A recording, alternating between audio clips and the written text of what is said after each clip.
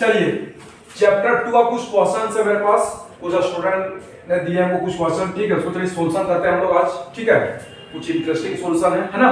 तो चलिए करते हैं। यहाँ पर दिया है क्वेश्चन कि for the flowing circuit the equivalent capacitance P and Q, मतलब पॉइंट P एंड Q के बीच में टोटल इक्विवेलेंट कैपेसिटेंस निकालना है। कोई दिक्कत नहीं, चलिए चलते निकालते हैं, ठीक है। तो यहाँ पर देखिए, यहाँ पर हमको अगर इक्विवेलेंट कैपेसिटेंस निकालना है, ठीक है, इक्विवेलेंट कैपेसिटेंस निकालना है तो सबसे पहले देखिए, अगर यहाँ से पॉइंट P है तो इस पॉइंट को लोग क्या मानते हैं, P मान लेते हैं, ठीक है। ये भी पॉइंट P है जी, ये भी P है, ये भी P है, ये भी P है, ठीक है। तो चलिए ये P हो गया, ठीक है। उसके बाद जब ये नीचे लेंगे इसको R मानते हैं, ये भी R है, ये R, ये R, ये R। और यदि ये R को अगर हम इसका एक ही सर्किट में अगर हम किसी पॉइंट को लिखते हैं ये R, तो ये भी मेरा क्यों होगा, R ही होगा। क्यों जी? क्योंकि यहाँ पर दोनों के बीच में कोई कैपेसिटेंस नहीं है। अगर कैपेसिटेंस रहता तो फिर हो सकता है डिफरेंट हो जाता है कि नहीं, पर यहाँ पर कैपेसिटेंस नहीं है, ठीक है। दोनों का सेम है, ठीक है। तो यहाँ पर क्या है जी, तो ये सर्किट अगर R है तो ये भी R ही होगा, ठीक है। सर्किट इलेक्ट्रिक सर्किट में ऐसा ही होता है, ठीक है। अगर ये नेगेटिव रहता है तो ये भी नेगेटिव ही होगा, है कि नहीं। तो यहाँ पर देखिए, ये R है तो ये R है, उसके बाद ये R यहाँ पर भी, इसको भी R माने, इसको भी R, ये भी R और ये भी R हो गया, कोई दिक्कत नहीं, ठीक है। तो चलिए इसका निकालते हैं हम लोग कैपेसिटेंस, ठीक है। तो कैपेसिटेंस कैसे निकालेंगे, तो देखिए सबसे पहली बात आपको यहाँ देखना है कि हमको पॉइंट P लेना है और पॉइंट Q में जाना है। कहां से आना, पॉइंट P से पॉइंट Q के बीच में जाना है। लेकिन पॉइंट P है जो एक को निकाले है, एक को सर्किट R भी लिए है ना। तो चलिए यहाँ पर लिखते हैं पॉइंट P और यहाँ पर लिखते हैं पॉइंट R, ठीक है। अब देखिए जी, पॉइंट P से एक कैपेसिटर जो है मेरा पॉइंट P और एक पॉइंट R दोनों से जुड़ा हुआ है। तो चलिए जोड़ा हुआ तो जोड़ दीजिए, पॉइंट P और पॉइंट R जोड़ दिए, कोई प्रॉब्लम नहीं, ठीक है।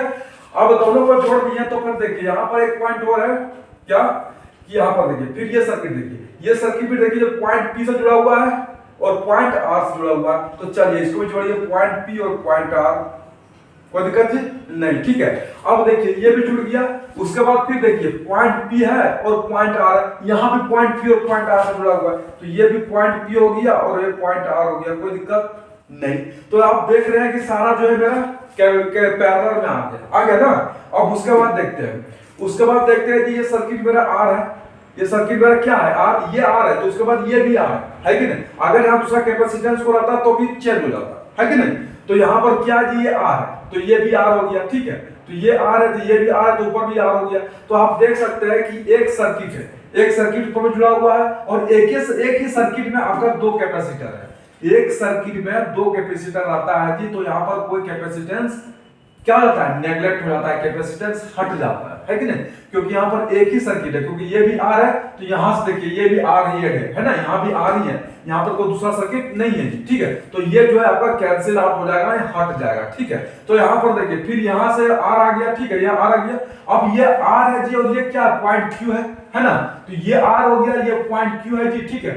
तो यहाँ पर देखिए अगर हम इधर से मान लेते हैं जिसको किसी बैटरी में जोड़ते हैं, ठीक है, और इसके भी आगे किसी में जोड़ते हैं, तो यहाँ पर पॉइंट Q हो गया। अब यहाँ पर पॉइंट R है और पॉइंट Q है, तो ये कैपेसिटेंस है कि नहीं, ये कैपेसिटेंस है। लेकिन ये नेगलेक्ट हो जाएगा, क्यों, क्योंकि ये दोनों एक ही सर्किट में जुड़ा हुआ है कि नहीं, कोई दिक्कत नहीं, ठीक है। तो चलिए ये दोनों नेगलेक्ट कीजिएगा। उसके बाद क्या बचेगा, ये कैपेसिटेंस बचेगा और यहाँ पर पॉइंट Q है, कोई दिक्कत नहीं, ठीक है। अब देखिए सबका वैल्यू क्या है, C है, सबका वैल्यू C है। तो हम लोग मालूम है ये तीनों क्या है, पैरेलल में है ना। तो जब तीनों को पैरेलल में तो हम लोग क्या लिखेंगे, C यानी 3C हो जाएगा पैरेलल में, ठीक है। और उसके बाद ये C बचा। तो टोटल अगर आपको निकालना है जी सीरीज, टोटल क्या निकालना है, सीरीज में, ठीक है। ये तीनों C यानी 3C हो जाएगा, ठीक है। तो हम यहां लिख सकते हैं जी पॉइंट P है और ये पॉइंट Q है ना। तो उसके बाद हम लोग यहाँ पर पॉइंट P है और उसके बाद ये कैपेसिटेंस हो गया, क्योंकि हमने C यानी 3C निकाल लिया पैरेलल में, ठीक है। तो ये वो एक कैपेसिटर एक में चेंज कर देंगे, इंक्लूड कर दिए करने, ये थोड़ा 3C हो गया। उसके बाद क्या बचा जी, ये बचा, तो उसको हम लिख सकते हैं यहाँ पर C, तो ये हो जाएगा आपको पॉइंट Q है ना। तो ये 3C और ये भी C। अब बताइए पॉइंट P से Q पॉइंट Q के बीच में क्या आ गया, सीरीज आ गया, है कि नहीं, क्योंकि ये पॉइंट P है और ये पॉइंट Q है, दोनों सीरीज में आ गया, कोई दिक्कत नहीं, ठीक है। अब जब दोनों सीरीज में आ गया, ठीक है, अब यदि मेरे पास दोनों सीरीज में आ गया, ठीक है, तो हम यहाँ पर नहीं कर सकते हैं, सीरीज का फॉर्मूला लगाइए।